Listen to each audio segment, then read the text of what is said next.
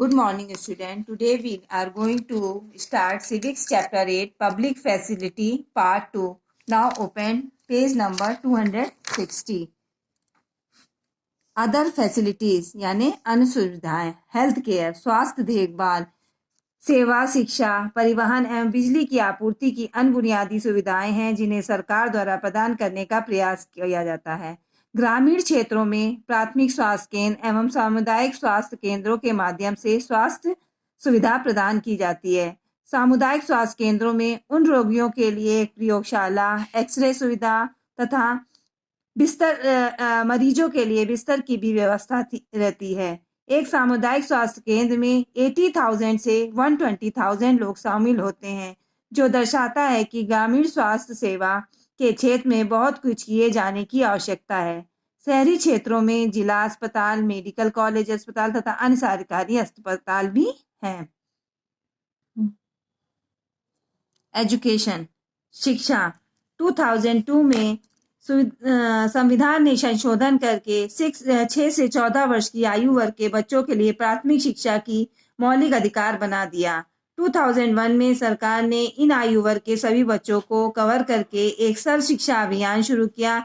इस कार्यक्रम के तहत कमजोर वर्ग की लड़कियों और बच्चों पर विशेष ध्यान दिया जाता था। मध्याह्न भोजन की व्यवस्था थी, जिसके तहत स्कूली बच्चों को एक दिन का भोजन उपलब्ध कराया जाता है। पोषण स्थिति में सुधार लाने, उन्हें स्कूल जाने के लिए प्रोत्साहित करने के लिए 1995 में प्रजनन शुरू किया गया। हालांकि हम अभी भी सार्वभौमिक प्रारंभिक शिक्षा प्राप्त करने से बहुत दूर हैं। इसके अलावा कई सरकारी स्कूलों में पेयजल तथा स्वच्छता जैसी बुनियादी सुविधाओं का अभाव है। उनके पास शिक्षकों की भी कमी है। नेक्स्ट है ट्रांसपोर्ट यानी परिवहन। रेलवे, सड़कें, अन्य सार्वजनिक परिवहन के साधन जैसे बसें सरकार द्वारा बनाए रखी जाती हैं। यहाँ भी असमानता एवं अपर्याप्तता की समस्या है। कस्बों एवं शहरों में लोग अक्सर भीड़ भाड़ वाले बसों एवं लोकल ट्रेनों की शिकायत करते हैं, जबकि कई गांव सड़कों से नहीं जुड़ी हैं। इसलिए सार्वजनिक परिवहन का कोई सवाल ही नहीं उठता। कई कस्बों और शहरों में निजी बसों को राज्य एवं शहर परिवहन प्राधिकरण द्वारा परमिट दिया जाता है, जो कि चार्ज किए जाने वाले किराए को नियंत्रित करता है।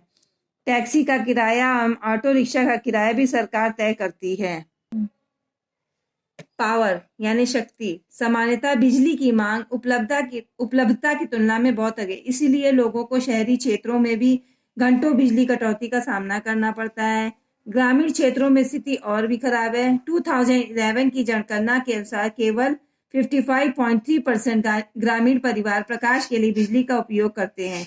विशेष रूप से ग्रामीण मांग को पूरा करने के लिए विकल्प के रूप में सौर ऊर्जा की रोशनी से उत्पन्न बिजली, सौर पैनलों का उपयोग और बायोगैस से उपलब्ध बिजली की खोज की जा रही है। बिजली का वितरण ज्यादातर सरकार द्वारा नियंत्रित किया जाता है। कोलकाता, मुंबई एवं दिल्ली में निजी बिजली वितरण कंपनियां हैं, जिनको कार्य करने की अनुमति दी गई है। निजीकरण से कभी कभी टैरिफ में वृद्धि होती है यानी शुल्क में वृद्धि होती है, लेकिन सरकार शुल्क को नियंत्रित करने का अधिकार बरकरार रखती है। दिल्ली में उदाहरण के लिए दिल्ली विद्युत नियामक आयोग निजी कंपनी द्वारा वसूल की जाने वाली दरों को नियंत्रित करता है। फंडिंग ऑफ पब्लिक फैसिलिटी, सार्वजनिक सुविधाओं का वित्त पोषण।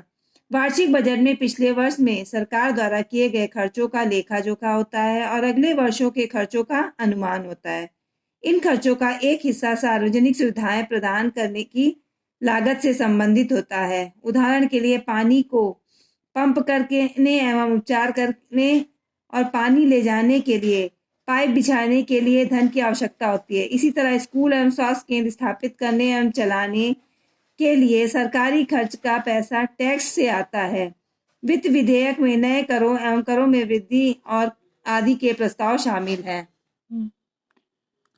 सार्वजनिक सुविधाओं पर खर्च किए गए पैसे का एक हिस्सा उस पैसे से भी आता है जो लोग सार्वजनिक सुविधाओं का उपयोग करने के लिए भुगतान करते हैं। उदाहरण के लिए पानी और बिजली। स्पेशल टैक्स एंड कैश, विशेष कर या उपकर। कभी कभी सरकार किसी विशेष सेवा या सुविधा की लागत को पूरा करने के लिए एक विशेष कर या उपकर लेती है।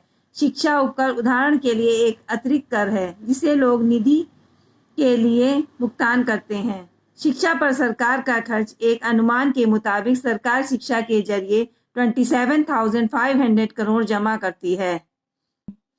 उपकर का एक अन्य उदाहरण है जो नवंबर 2015 में सरकार द्वारा लगाई गई सभी सेवाओं पर 0.5% का स्वच्छ भारत उपकर है। एकत्रित धन का उपयोग स्वच्छ भारत अभियान के लिए किया जाएगा। अन्य करों और विशेष सुविधा के लिए लगाए गए करों और विशेष सुविधाओं के लिए लगाए गए उपकर के बीच का अंतर यह है कि विशेष उपकर के माध्यम से एकत्र किया गया सारा पैसा उस सुविधा को प्रदान करने पर खर्च किया जाना चाहिए। एक अप्रत्याशित आपात स्थिति पर खर्च को पूरा करने के लिए एक उपकर भी लगाया जाता है। उदाहरण के लिए 2001 में गुजरात भूकंप के पीड़ितों को राहत प्रदान करने के लिए एक उपकर लगाया गया था। Now chapter is complete. Thank you class.